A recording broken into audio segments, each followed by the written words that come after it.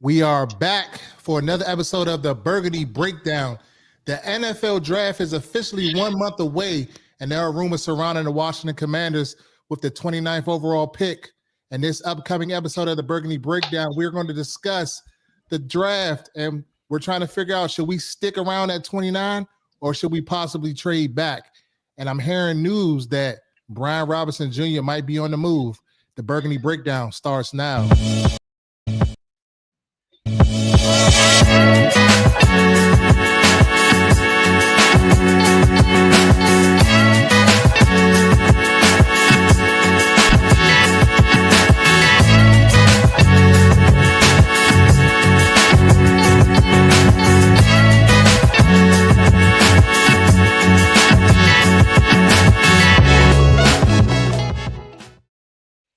What's going on, fellas, man? If y'all haven't already done so, welcome to the Burgundy Breakdown. Like, share, subscribe, hit the bell notification on each and every one of these YouTube channels that you are on so you can get these interesting videos that we release weekly.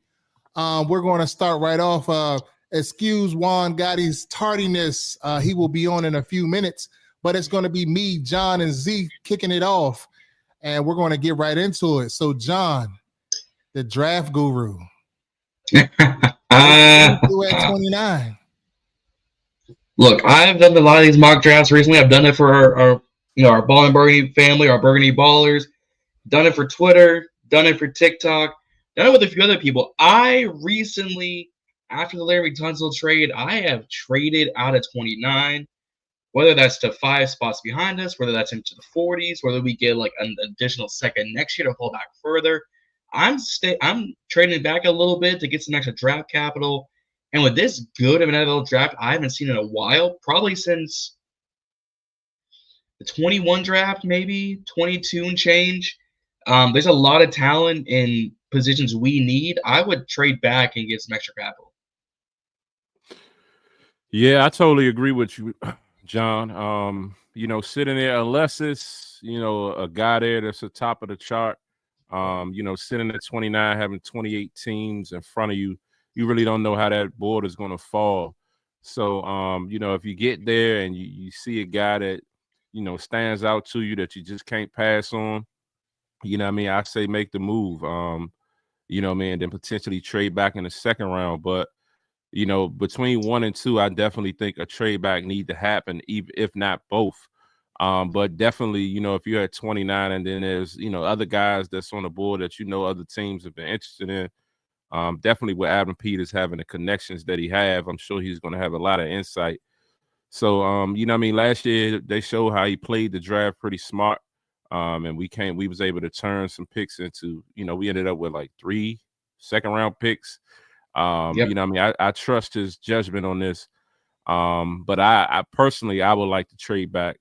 Shit, if we could, with how deep they're saying it is, and anywhere between 29 and 60, you're getting pretty much kind of like a similar player. I say, hey, trade back both picks, and let's get some more, get some more picks in there to get some more players to potentially keep this team young, especially after we went heavy veterans, this year with the free agency. So I come from the thought. You're only probably going to trade one, depending on how the board falls. So I feel like if the best available, obviously, if there's a player that's there at 29 that you can't pass on, then obviously you got to take him. But if it, like we're saying, if the board kind of pans out and you're kind of in those middle guys that are, if you take him at 29 or if you take him at 40, it's the same type of, grade or whatever, then obviously you trade back. But I think maybe you go after somebody maybe in the first round, but then you almost have to trade back at 61. But if you trade back at both picks and you say you get an additional 3 to 4 picks off of those 2 picks, you parlay those 2 into 4, then that would be an ideal situation with many of the holes that we still need to fill. I think we've come a long way with kind of filling some of those gaps in free agency with us acquiring Laremy Tunsil via trade, as well as Deebo Samuel. We also brought in Michael Gallup since the last time we spoke. And I think that Michael Gallup if he can get back to his 2019 body of work, I know that's a long time ago, but if he can get back to that type of player, where we might be cooking with something. And let's not forget about that rookie class from last year that's in the lab, and I'm seeing all over, social media. They're in the lab and they're working their tails off. So I'm just curious to see that. So that's what I think is going to happen in the draft. So any key guys, John, that you think we should be looking out for, possibly in the first round that may slip to us? Let me start on offense or defense, because I can go both ways. You can do whatever you want. Either way, yeah, whatever you think. I'm gonna start with the offense because that's what the NFL is going toward. Is offense brings in viewers, offense brings in the money, offense brings in this. I'm gonna stick with them to start off with. There's only a handful of guys I would stick around at 29 with, and it's really maybe 3 or 4 guys. North Carolina running back Omarion Hampton. Everyone and their mother has been mocking him to us as of recently, especially if he falls past Denver at 20 and LA Chargers, that is, at 21. I could see him falling a little bit. Emeka Ibuka, wide receiver out of The Ohio State. You pair up another Ohio State wide receiver into this offense as if we don't already have a few in Noah Brown and Terry McLaurin, which that Ohio State and LSU and Bama to a degree produce high-end wide receivers the way Nick Cannon and Tyreek Hill produces kids. Like, it's insanity. All right. 3, I'd probably go Josh Carnley Jr. A lot of people have been putting on us, and it's not a bad pull. He's only given them a sack or 2 these past 2 seasons at Oregon. I'm just not the biggest fan of him. Something just doesn't feel tempting enough to take him. I don't know if it's because Mike Green demolished him at the Senior Bowl on that one pass rush, and even then Connolly got taken off his feet. Just doesn't feel right to me. And 4th, probably Luther Burden. If he falls to 29, the wide receiver out of Missouri, the SEC Tigers, that is. He's someone who's got the speed. It's just going to be the character issues for him that are really going to impact him. And I've seen reports today. Rio tweeted about it. Justin tweeted about it. I forget who else tweeted about him, that he could fall out of the first round into the mid-second just because of character issues. That's going to be a third of these prospects at this rate. James Pierce Jr., English, has the same character issues, and I see him being a top 25 pick.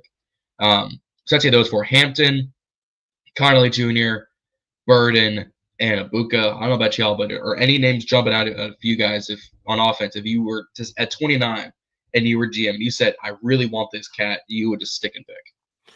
I mean, for me, I've been high on Luther Burden.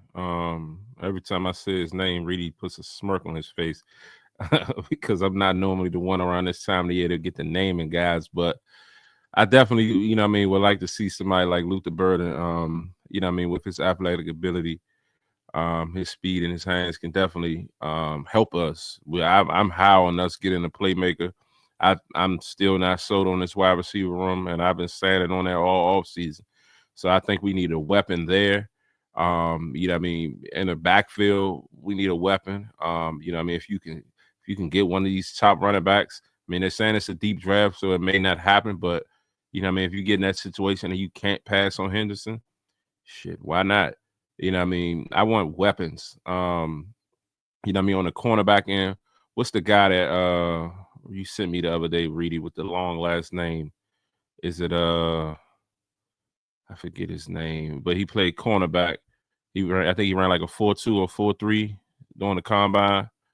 I think he might be is he Nigerian? Yeah, I don't remember. I send you a lot of stuff. I can't remember. But him, is it like, I forget his name, but he's a DB, and I'll figure it out. Which school? I don't even remember, but I remember he definitely ran like one of the fastest 40 times at cornerback. He was a DB. I figured his name out, but definitely, yeah, it was a corner. It's a long last name. I think it began with an E. I don't want to butcher his name. With an E, I don't got anybody on here with an Yeah, E. it's I come up with I'll let you know. I'll look back through my text Yeah. once one of y'all talk. But definitely corner, receiver, or running back would definitely be a top of my list. And of course, if we can be able to finesse an edge at some point, that'll be good as well. But what I mean, whether it be a first round or second round, and like they're saying, it's deep in those key positions. So I'm just looking forward to being a playmaker, and somebody that's gonna make a difference. Yeah, I would say for me, and I don't think that he goes at 29, but a guy that I'm high on is Savion Williams. I really like him as a wide receiver, and I already know you guys are going to say that he's not polished or whatever, kind of maybe a project, but he kind of plays similar to Debo, and I just feel like he's another Swiss Army knife, but he's a playmaker, and I just feel like when I watch this tape, everywhere they put him, he made plays. If he was at the Z, if he was at the X, he's in the backfield. He's at Wildcat. He was just making plays, and I like his size. I think he's like 6'3", 6'4". 6'5". He ran like So they 6'5". He ran like he ran like a 4'4", 40 or something like that. Yeah. So I mean, I feel like he checks all of the blocks, all the boxes for me. Now I've seen a Luther Burden and some of the other guys that you mentioned, John, and John and you mentioned John. Sorry for messing your name up, but John, we'll see what happens. But I'm a firm believer, like I said before, take best available. So if that means there's a guy there, then take him. If he's not there, then trade out and get more picks and we'll figure it out. Kick the can down the road. But what's up, Juan Gotti? Juan Gotti joining us live and in the building. What's up, Juan? What's up, Juan? What's up, fellas? Again, real life is hitting like Muhammad Ali right now. So my apologies, y'all. But yeah, I'm glad to be here as always.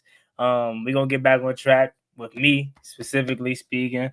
But what's going on? How y'all doing?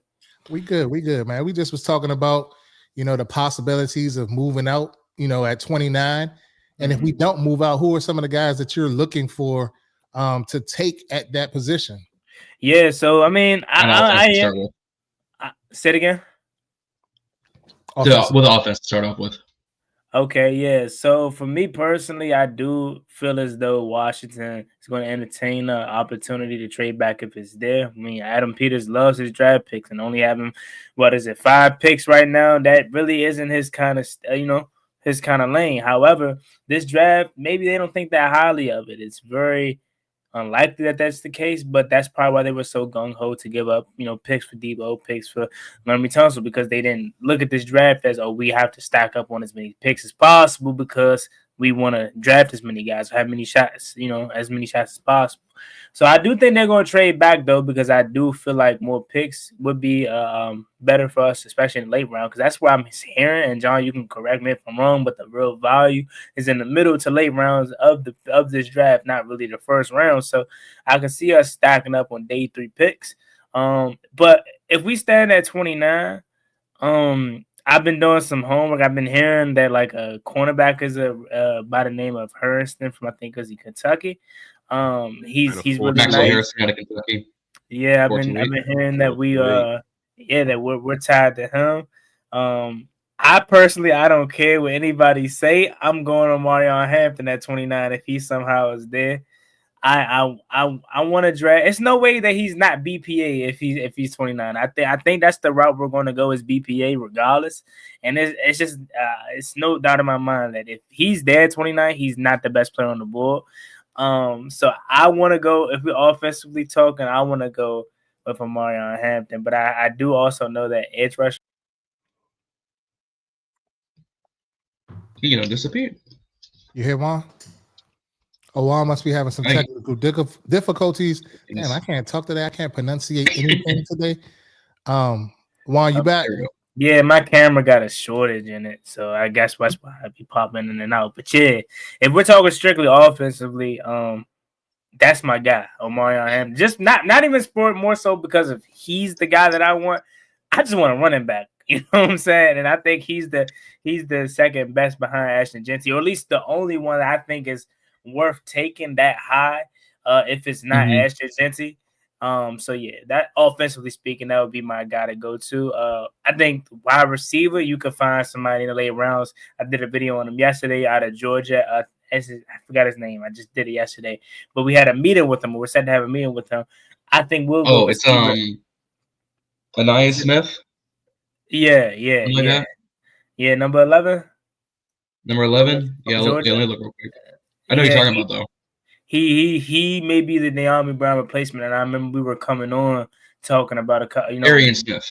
Yeah, we were coming on and we were talking about how losing Naomi was a big, the thing that was losing, that we lost the most about Naomi is deep threat ability, and y'all were talking about we don't really have nobody that could stretch the field like that. Well, we're set to meet with him, and he's one of the guys in this draft that can really do that. Now, he has some drops issues that he needs to work on, concentration drop issues that he needs to work on. But I think for me specifically, receiver is probably something I would look to address maybe day 2, because I'm set on running back or edge rusher for me. Yeah, and that name I was talking about, guys, is Nick Imawari. He's actually a safety out of South Carolina. That's what I figured you were talking about. I was like, is he? I'm gonna let him ride on this one. Yeah, it was him. Yeah, but Imawari, yeah, like that. Yeah, go ahead, John. Freakish athlete at safety. Mm-hmm. So John, defensively, if we're Adam Peters and we're sitting at 29, and you're just looking at your board, and it's a guy that you must have on the defensive side of the ball, who are you taking? At 29, there's 4 guys. I think back 4 guys I would sit at 29. If the board fell right, I don't think this is going to happen because this draft class mixed with the amount of teams that need defense is insane, and it's downright disrespectful, but I'm going to ride with it. Number 1, it's been a my guy since this draft class started. It's been a my guy since the new year. Mike Green, edge rusher out of Marshall, destroyed Josh Connolly Jr.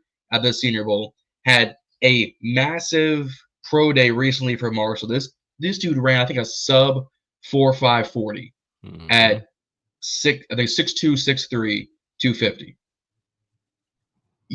Dudes that big should not be running that fast. Had 17 sacks this past season, but he played for Marshall. He played in the Sun Belt Conference. Jason Henderson was the 3rd tackling leader in the nation 2 seasons ago for my ODU Monarchs, but he plays in the Sun Belt. Get over yourself, all right? We just played South Carolina up this season. Relax yourselves, all right? But no, he's been high on my board since day 1. He's a my guy for our Burgundy Ballers. If he fell to 29 and we decide to pass on him, I might cry on live stream. I might crash out. It's going to be an ugly day.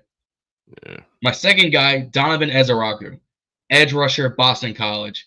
14 sacks this past season, a 22 or 23% pass rush win rate, the highest in this draft class, or one of the highest in this draft class, excuse me. Just an absolute freak of nature. He's going to be on everyone's big board. He's going to be a dude between 20 to 30.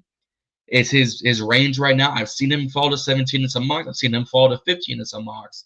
He's a guy I'm high on. Z, you touched on him earlier, thinking he was a corner. Nick Emenwari, safety out of South Carolina, 6'3", 227, gave up no touchdowns, 4 interceptions, a 37 passer rating as a safety. Can tackle, can hit, can outdo everything. He's the similar build as our UDFA at Texas Tech, Tyler Owens. Imagine Owens mixed with, who do I want to pair up?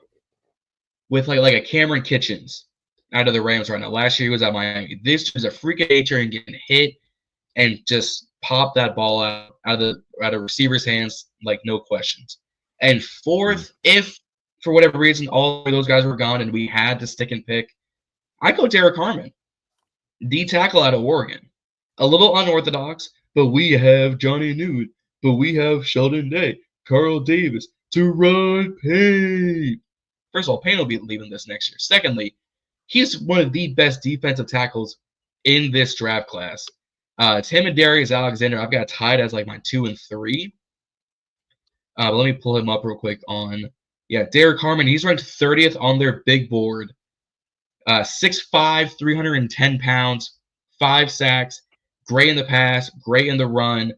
Is not Pac-12. Oregon is in the Big Big 10 now, 12, I right? think.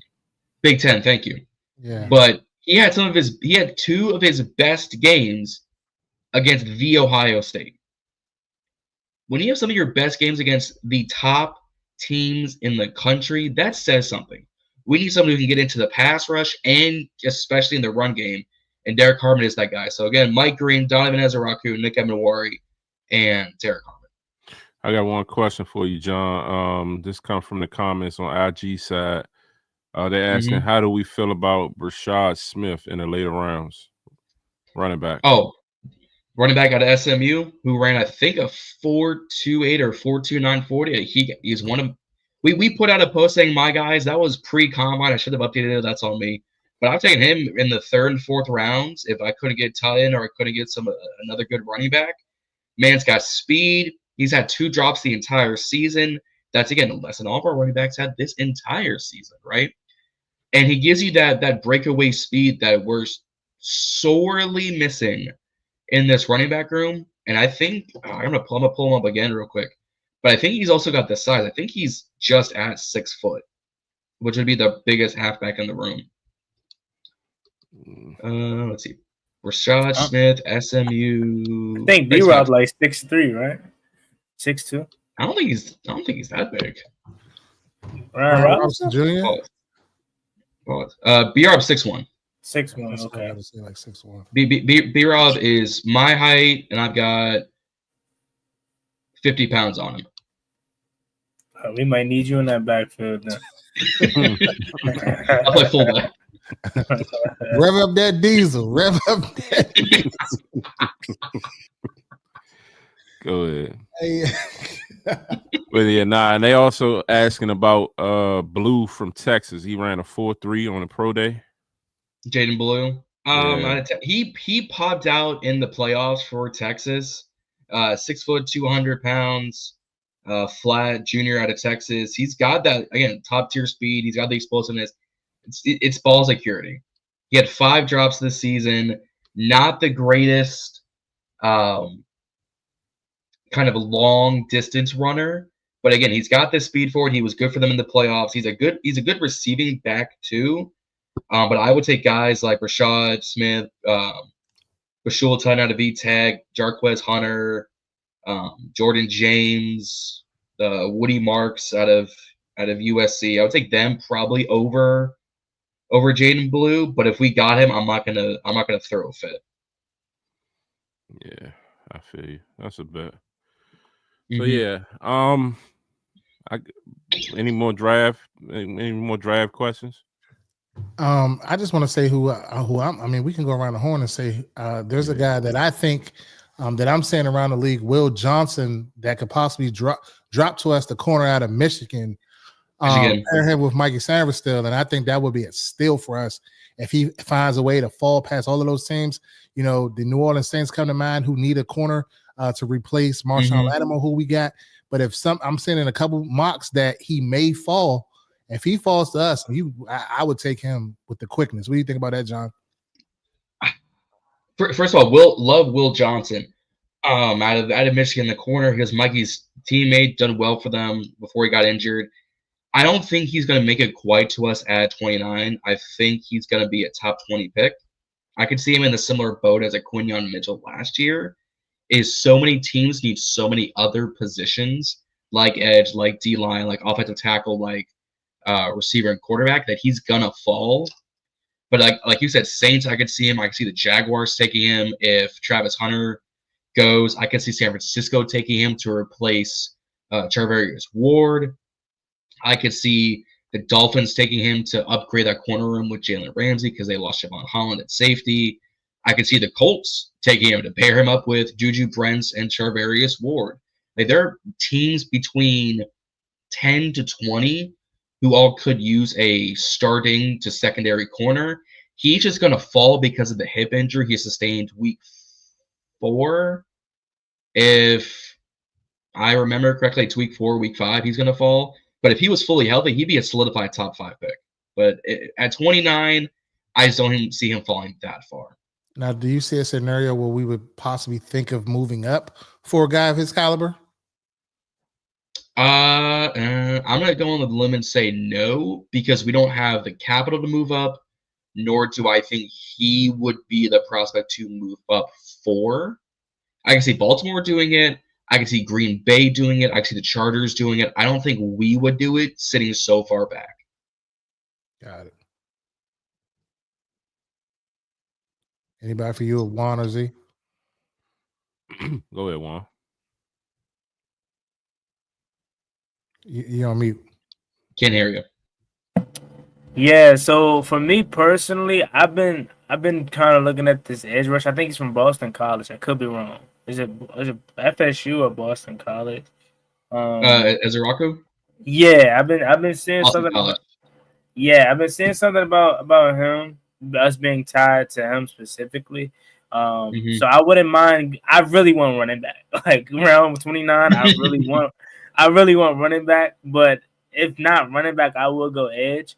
But I've been, like I said, the real value for me, like what I've been studying is the middle rounds, and Femi, I can't say his name, but Femi Oladejo. Hopefully, yeah, I know, at a UCLA, I know exactly what you're talking about. Yeah, he's a guy that fits exactly what we want to do as far as an edge rusher. You know, last year a big part of why we weren't able to stop the run was because we didn't have a physical edge. Everyone loved what Dante Fowler brought to the table as far as getting after the quarterback, but when Saquon Barkley hit that left sideline, what the hell happened? When Jahmyr Gibbs bounced out to the left side, Bijan Robinson, what happened? It was soft over there. It was so bad we had to put Deron Payne over there. So you bring a guy like Femi, who, in my opinion, is a Frankie Louvu kind of guy in terms of he was a stand-up linebacker, but they transitioned him into an edge rusher, which means he's super raw.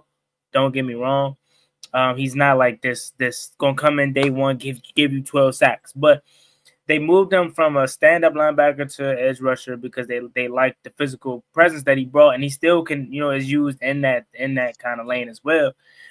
So he's more so of a guy that I'm looking forward to seeing if we in fact trade back. But he's versatile. He can bring so much to the table. But I'll be honest with you guys.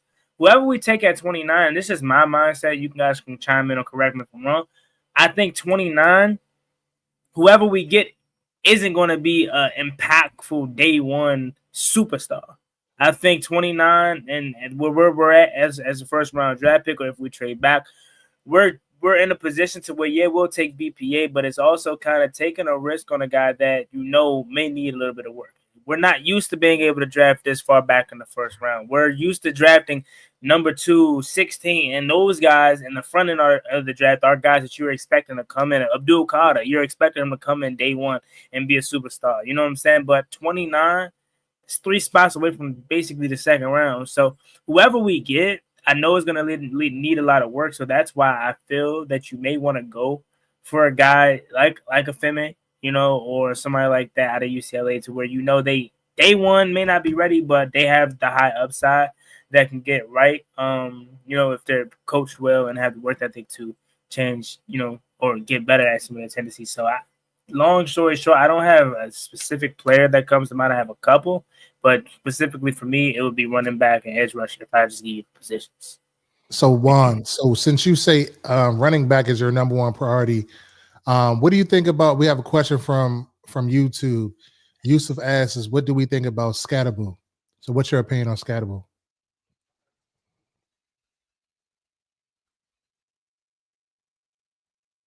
You're muted, Juan. Yeah. I think he's trying to fix something. What you got on a day? Can you hear us? Can you hear me? My headphones just died. Yeah, sorry about that. Yeah, did you hear what I said? All right, you go ahead, John. What you think? Real quick. I liked Scattaboo towards the tail end of the season. He carried that team against the Longhorns in that playoff game. He's that type of dude, 5'11", 250. I'm looking at his profile right now. He's got the physical makeup of like a third down back or power back. Reminds me of Brian Robinson, where if you get him downhill, he's gonna get you an air truck or two. He's not gonna put in the spin move on. He's very much like a David Montgomery or like a Duke Johnson, if y'all remember him from a few years ago. Yeah. He was the running back in the D-Hop trade. Mm-hmm. When he was healthy, he was a good running back. He just doesn't have the breakaway speed we're looking for. He doesn't have the I guess the athleticism, I guess is the word I'm looking for, but it doesn't feel right that we need. Like he put up 1,700 yards and 21 touchdowns with only 2 drops, but he didn't run, I think, a great 40. Because that's what people are always going to go to is, how do you run the 40? I mean, Scattaboo ran. I don't even think he did his 40 yet. Cam Scattaboo. Oh yeah, he's not even running. He didn't even run. My apologies. Scattaboo didn't even run. He's probably somewhere in the 4.6s kind of range. He kind of skipped on the combine because he had dealt with hamstring and other things like that after that Texas game. I could see him as a late second, early third. If this was the Ron Rivera Commanders, he would have been a guy that they would draft. But this current day Commanders, I just don't think he's going to fit the Commanders tag. Oh, could you imagine that guy Scattaboo? If he's there at 29, if he's there at 29, I'm going to haul ass and put in that pick. But nah, the comments are saying if you want burst, Scattaboo's not the answer. Exactly. Yeah. If you want burst and speed, he's not that guy. And we definitely want that because he ain't the guy for Reedie then, because that ain't what I'm looking for. That's what I'm saying. I need somebody that can take 80, 90. Facts. Go ahead, Juan. You ready?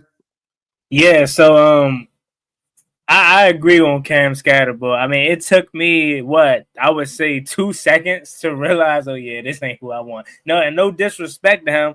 You know what I'm saying? I hope because I picked up on him once he felt disrespected. He should have been in a Heisman conversation. He felt like he was the best back in the nation, which by all means feel confident about the game. And you're not trash.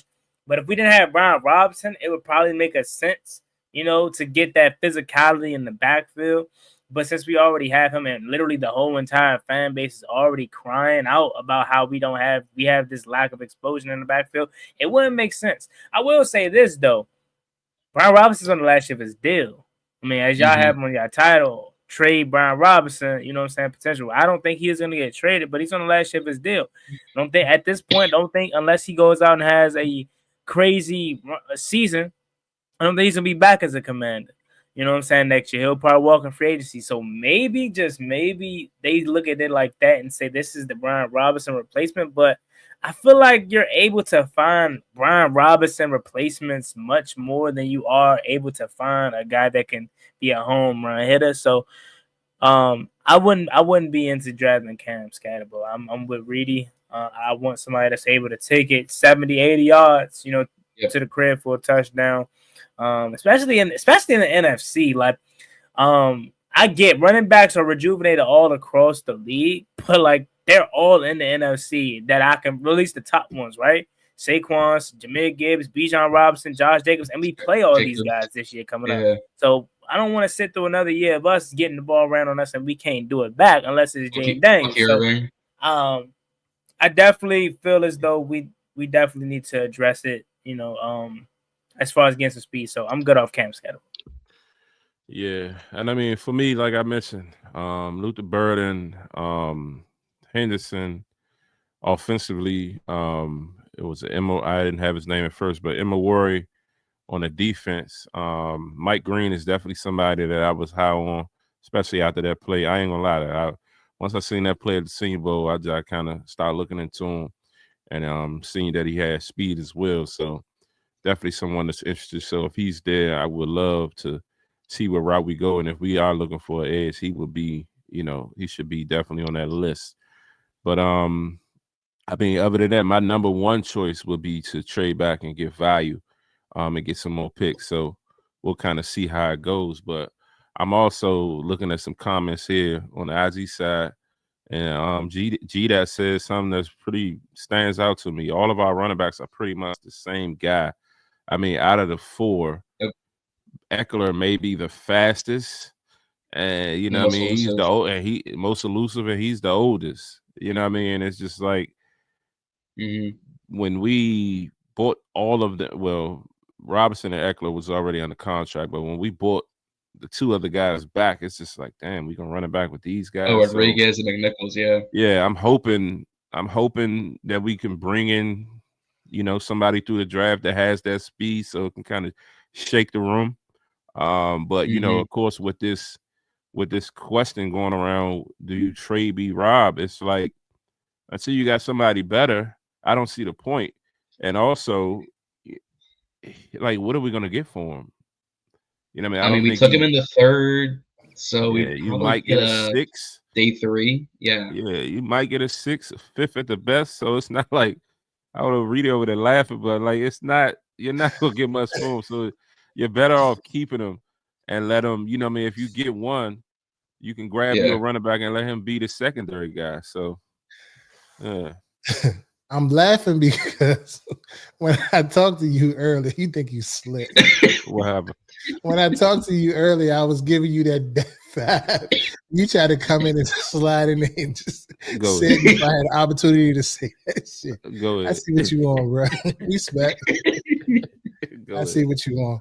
Well, since Z brought it up, go ahead, elaborate on it. I only hit the outside points. Yeah. So I'm hearing rumblings all over social media, Instagram, Twitter, everywhere I go, in the office, around the water cooler. Do we trade Brian Robinson? And I'm like, where did this come from? Not Brian Robinson, the savior of this team. Everybody, we got Brian Robinson that they've been talking for I don't know how long. So when did y'all not become sold on Brian Robinson Jr.?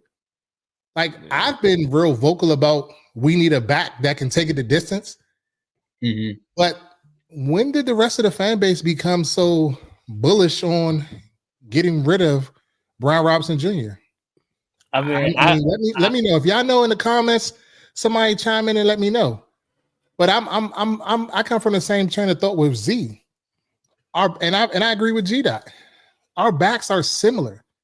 So Cam Scatterboo, like, I was watching him, down the stretch in the playoffs in the back part of the season. I used to see his little highlights or whatever. And I thought he was a good back, a good serviceable back. But that ain't what I'm looking for. So, on the B-Rob thing, what are we going to get for B-Rob? Like, realistically, he's on the last year of his deal. Like, if this draft is supposed to have so many top tier running backs or mid-grade running backs or whatever, don't you think the other GMs know that too? So why would someone want to trade for Brian Robinson Jr. when they could just draft somebody? If there's so many backs in this draft, that the part doesn't make sense to me. So, I mean, I'm wondering how y'all feel about that, but I'm just curious. When I was just looking comments, I'm just like, everybody's like, yeah, let's move on from Brian Rob. When y'all get on that? I'm just trying to figure that out. Can y'all let me know? I think for me personally, I just speak for myself, and I think a lot of other Commanders fans may feel the same way. I think in the beginning of the season, when Brian Robinson was, playing solid, and then he ended up, missing a few games, especially that Ravens game, that's when I was all gung-ho. We need B-Rob. We need B-Rob. We didn't have nobody that created a physical edge offensively outside of Brian Robinson. And that game, it really showed in that Ravens game where we lost. So I was a big fan of B-Rob. You know what I'm saying? Early parts of the season. I think my mentality shifted once we got to like the middle part of the season and realized like what he was brought in to do, be a short yardage back, be that physical running back, he wasn't doing it. Like, no one ever picks on you if you're doing your job. If Brian Robinson was doing his job, you know what I'm saying, doing what he was brought in to do. No one thought Brian Robinson was ever going to be this home run guy. Oh, he could take it to this. No one looked at him as such. But once you aren't able to do that, once you're getting stuffed on 4th and 1 and you're freaking Brian Robinson, that's what you're supposed to be brought in for. Once you're, missing a hole and it's like on TV or in the stands, you could see that cutback lane was right there, but he did. I think around that time when we realized Jaden Daniels was our only offensive weapon when it came to rushing, that's when a lot of fans decided to say, hey, what's up with B-Rob? Like, Austin Eckler hurt. You know what I'm saying? He's out dealing with concussions. Jeremy McNichols, no one really had no expectations for him. Chris Rodriguez came up, but later in the season at times and played really well. I think that's also what did it for a lot of fans. When Chris Rodriguez came in, that Titans game is that Titans game as well. When he came in, he played rush really well. That's had a lot of fans wondering, like, oh, maybe Chris Rodriguez might even be better than Brian Robinson because he was rushing the ball really well. So I think it's a mixture of him not doing his part, Chris Rodriguez coming in and somewhat being better than him, and just the fans realizing Jaden Daniels was our only rushing offense last year. And it's like, we need to help him out. I think a lot of fans are more smarter in this generation now because we have a lot of access to stats and next gen this, next gen that. So a lot of fans not only have their naked eye to watch the game, but they have legit stats. And we were very low in the rushing categories. We were wondering why that is. And then when you turn on the game, it's like, oh, it's easy to know that because Brian Robinson ain't doing nothing. So salute to you and props to you for being on the train of, saying we need another running back. But a lot of fans like myself were big fans of Brian Robinson. But again, as the season went along, true colors start to show. And of course, I don't wish nothing bad about B-Rob. I want him here. I just think we need someone to pair up with Brian Robinson. He's a damn sure good running back in the NFL caliber. But he's a part of a backfield. He's not the main guy that you want to rely on to, carry your rush load. Facts. And just for me to caveat on that was my point. My point was, I believe it when he got shot, and they kind of brought him here, and I kind of seen like the speed that he had, his cutting ability. I just was like, yeah, he would be a good short yardage back, and I think he is a good short yardage back, but I don't think he's your every down first and second down back. And then to your point, I do think once Austin Eckler got hurt, their plan for the way they were going to utilize him kind of changed because in the beginning of the season, it was kind of like that thunder and lightning kind of scenario. And then, Austin Eckler goes down. And then we were like, well, is McNichols going to fill this void or who's going to fill the void from him and things of that nature? And then, defenses kind of, got us out of, really that run game. And that's where we kind of struggled. I think B-Rob's problem is that he's fine, like in short yardage, but he don't really have, like I say, he's a half cut runner. Like he's not even a one cut runner. Like, it's like if his momentum stops, he's dead in the water. So that's my thing with B-Rob. But like you said, I would love to see B-Rob stick around on this team to be, a second, running back option in the goal line and stuff like that because he is a good runner down there, but just not our number one back. Yeah, I agree. And one of the things you always talked about, it's always like a step too late, or like you said, when he's running and he's trying to make a cut, he got to completely stop to make a cut rather than, giving he don't have that. So that definitely is something that, stood out to me. And like Juan, I began the year high on B-Rob. I rode my entire fantasy year with B-Rob and ended up missing out on a championship for sticking with him too long. I ain't gonna lie, see, I don't know about that one though, bro. I don't know about that decision though. Yeah, I was tripping, but he definitely he's not a all the way bad back, but this year definitely showed us that he's not a number one. And unless the holes are just wide open and parted like the Red Sea, he's not really getting as much. That Lions game he showed out because Cliff, opened the offense up, gave us a collar style and spreaded everybody out to open the lanes for him. That Titans game, they were overmatched. And you saw that long run he had the hole was just wide open. But you know what I mean, if it ain't no situation like that, he kind of struggles. So definitely, you know what I mean, definitely would like to see us, like we said, get somebody that a little bit more shifty, a little bit more elusive, that can get some breakaway ability, and then he can be a nice compliment. And you know what I mean? But again, as far as trading him, I don't see much value in that. And one of the comments, people comment before you go, John. G that said B Rob reminds him of John Riggins. I don't know if that's good or a bad thing in this generation. Rev up that diesel. Rev up that diesel.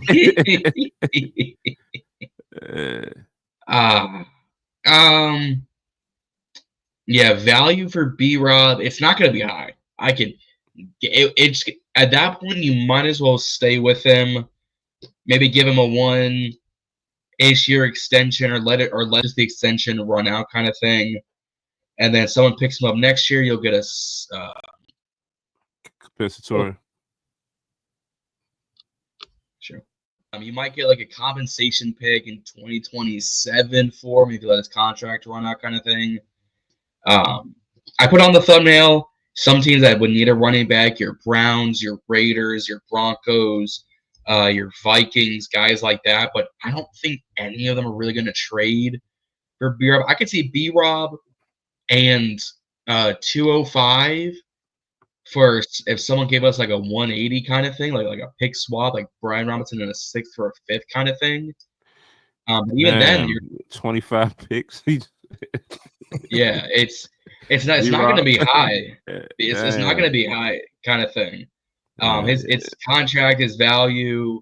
I don't want to say injury concerns, because obviously him getting shot is not his fault. But if you need him for a 17-game stretch, he'll give you a solid 15, 16. But he's going to miss a game just based on injuries, and he's due for a fumble here and there. He only had 2 this season, but one of those came in the NFC Championship game. Mm-hmm. That is where you don't want to fumble. He had fumbles last season. He did fumble in that game. He fumbled. Eckler fumbled. Diami fumbled. Yeah, and McNichols. More fumbles in a Kardashian marriage. Yeah. What'd you say, Juan? No, I'm trying to remember that B-Rob fumble that game. I think he might have had the first fumble. It was him or Diami had the first. It was Diami that had the first. Diami had the first fumble. Yeah. Oh yeah, I don't remember B-Rob fumble either. I remember B-Rob fumbling twice in that Eagles game, the one we won. But yeah, that game too. Yeah, but then you look at the 23 season. He had like 4 or 5 fumbles, and it was consistent. You were almost waiting on, once he was getting down, lowering his shoulder, you were waiting for a ball to be punched out, kind of thing. So it's just a mix of that. Again, you won't get much value. He would be a good 2 or 3. I just don't think for what the future holds here, he's going to be your 1. I don't think that. Having 4 or 5 fumbles as a running back, fumbling, putting a ball on the carpet is bad, but 4 or 5 fumbles in a year, I don't think that's a stat that they're really like looking at. You know what I mean?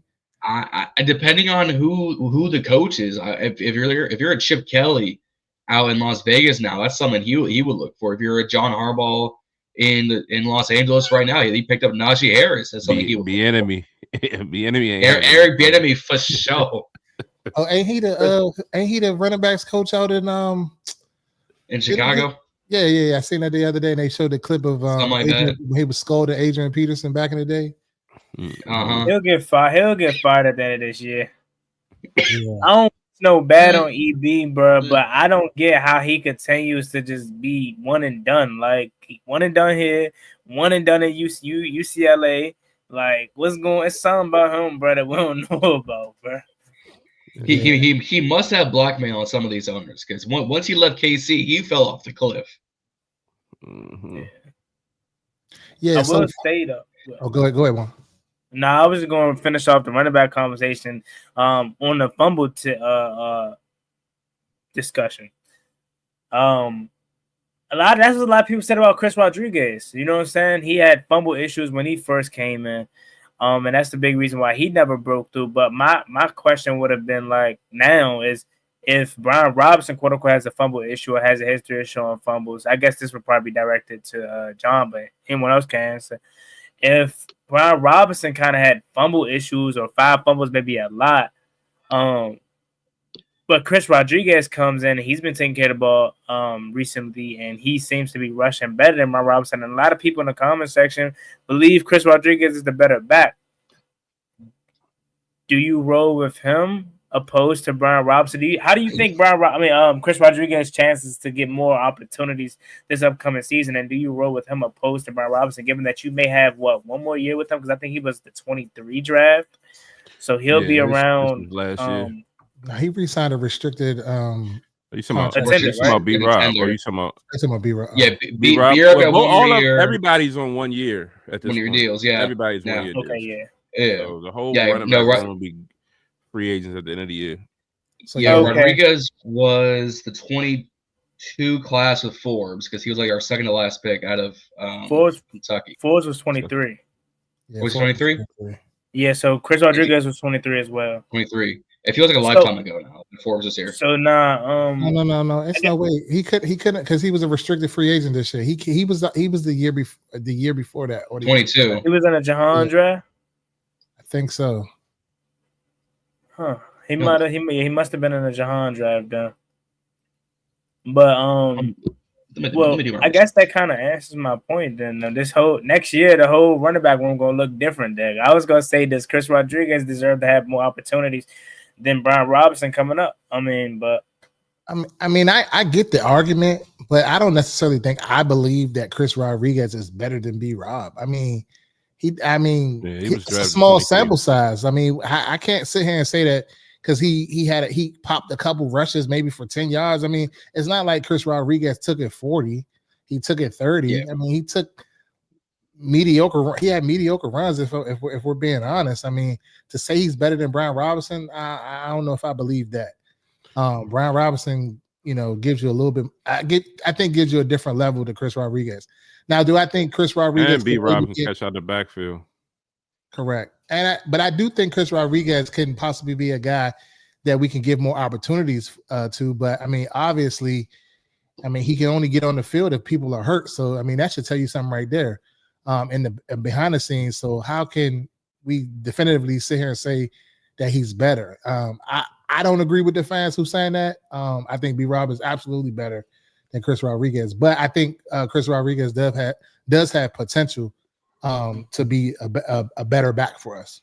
Go ahead. Yeah, so Chris Rodriguez was a 2023 draft pick, but what I think what's happened is that we ended up releasing him, correct, which I guess changes his contract in a sense. Yeah.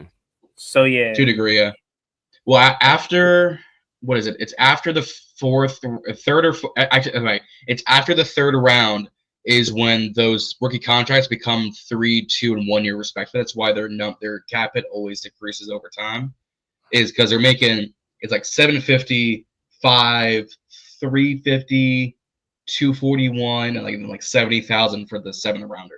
He was like a 6 or 7, so he was only on a 1 to 2 year deal regardless.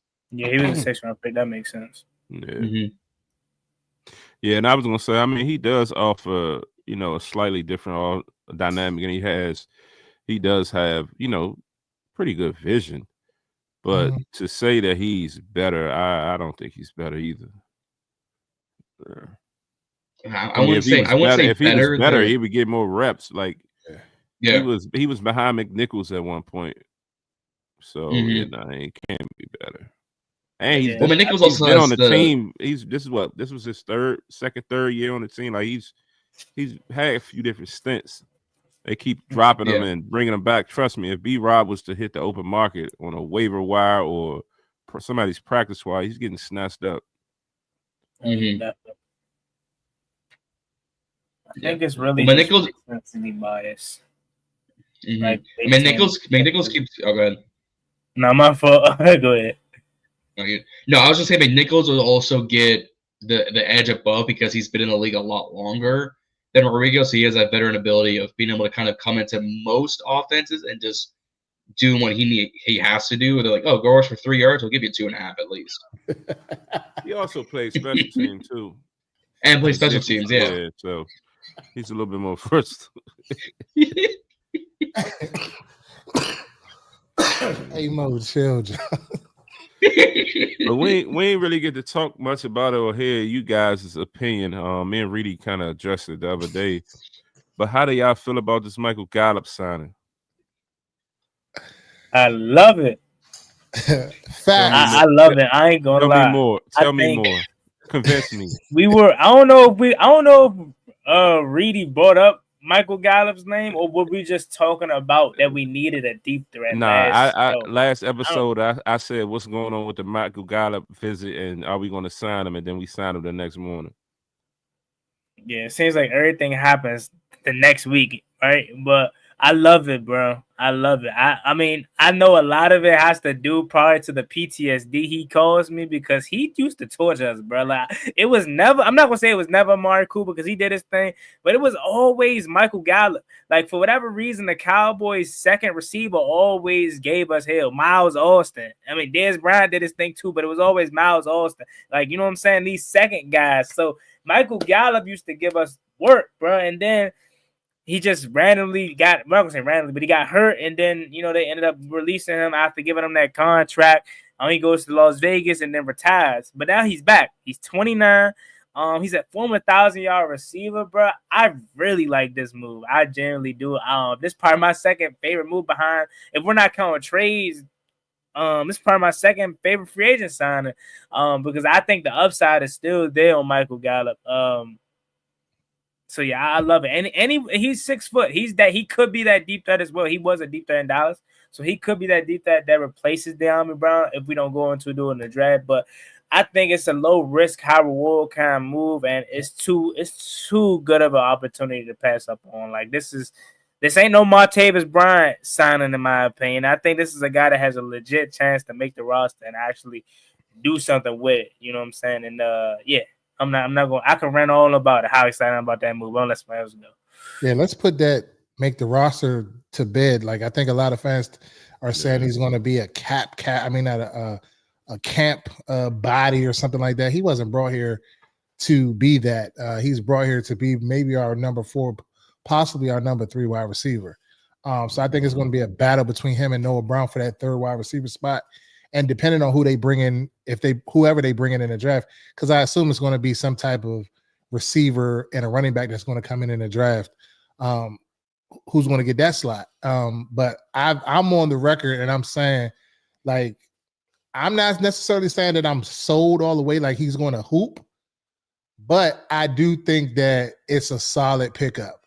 And, you know, if Reedie is saying it's a solid pickup, then, you know, because I seem like I've been negative a lot this year, but I'm not negative on this one. I feel like when I went back and I looked at the tape, I feel like he checks all the blocks. But I will say 2019 is a long time away.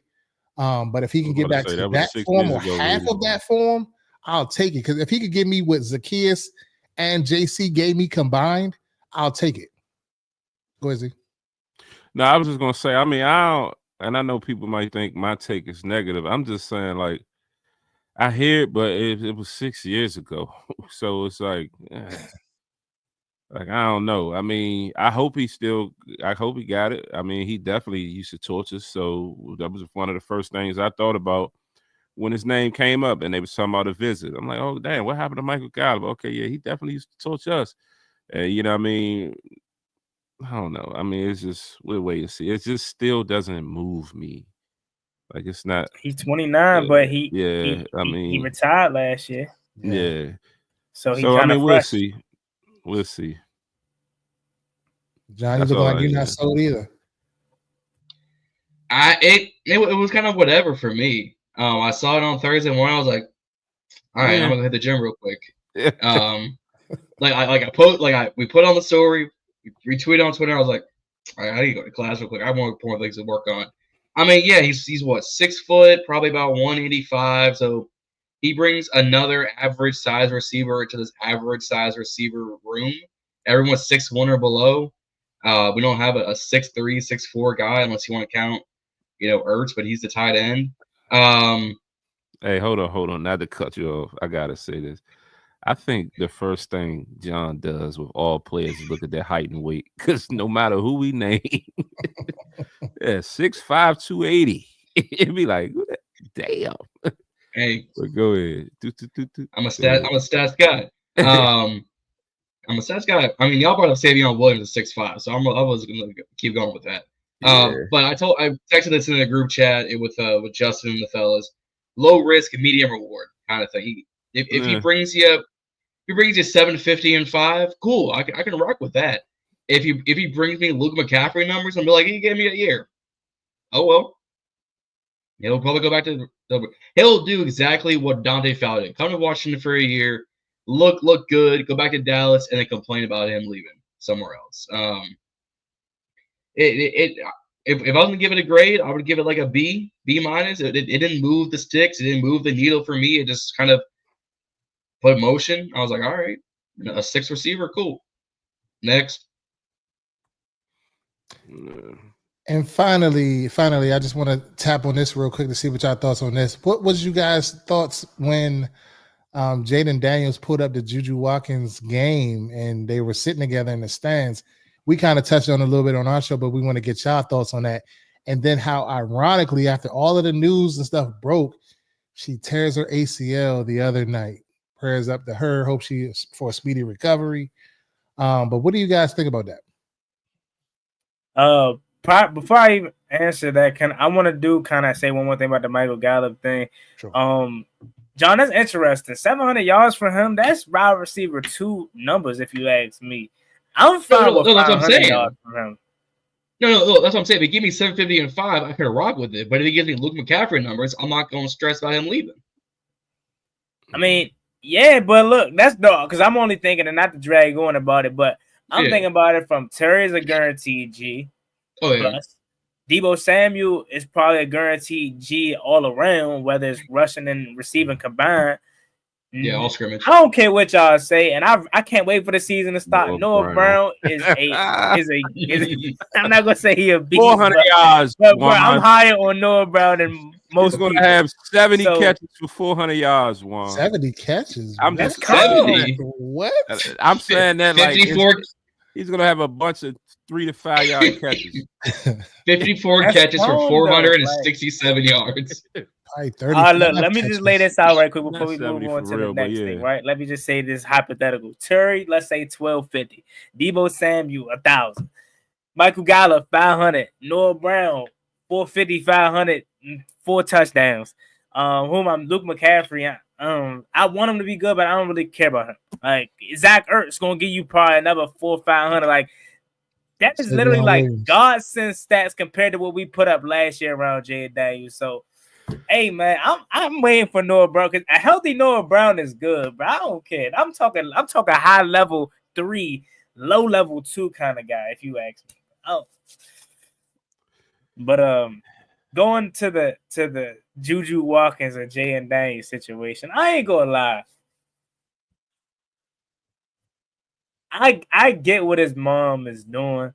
You know what I'm saying? I'm never going to tell anybody how to parent. Of course, I'm not even a parent myself, so who am I to, speak on that? But I get it. She wants to protect her son from, certain women out here because as we saying, she wants to keep him as far away from the Xavier Worthy's girlfriend of the world. Like literally, he's getting just because she got caught up by him. She want to ruin his career. So that's the kind of woman that she's trying to keep him away from. And I love that. You know what I'm saying? Not just for my selfish reasons of that being my quarterback of my favorite team, but you never want to see a man and a colored man at that, you know what I'm saying, get his career taken away off some lies. We already got it hard enough out here. You know what I'm saying? So I see it from that standpoint. But the other side of it as well, I think a person like Juju Watkins, I would say, for an example, should be a person that she should kind of like, I won't say necessarily trust, but that they're on the same level or kind of sort of like, right? Like Juju got her own situation going on. She got her own money, own following. Like that would be the kind of woman that you would probably want to see, you know what I'm saying, your son with if I'm Jaden Daniels' mom. Or it's this also other thing where I feel like it's probably the typical thing that's happening. The media is blowing it out of proportion. She's 19. Not saying age is that big of a difference, but she's 19. Jaden Daniels is 24. I'm not saying like we obviously got Jay-Z, Beyonce out here. Their age gap is pretty significant, but I don't know, bro.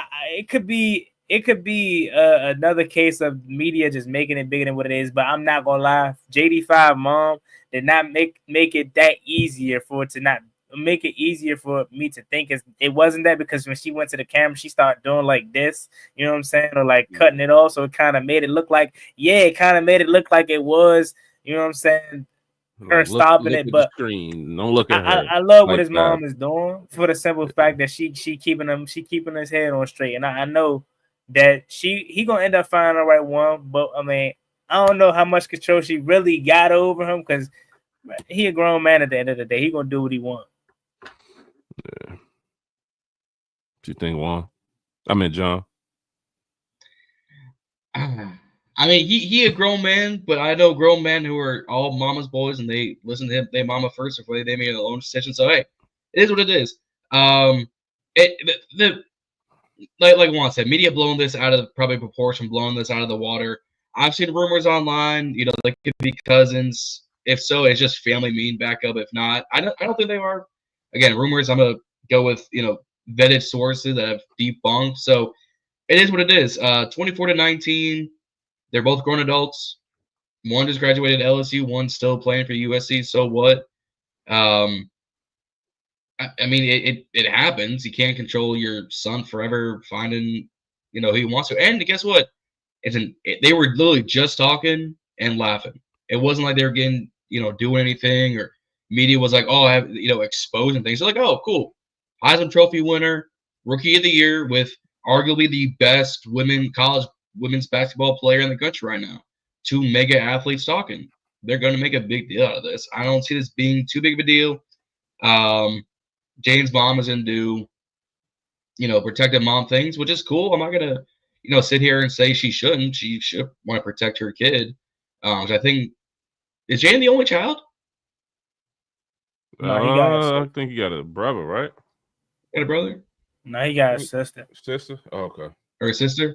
All right. So my bad. So, but I mean, that's still her baby boy kind of thing. So I don't say it's whatever, because it's a parent trying to protect her offspring, her child.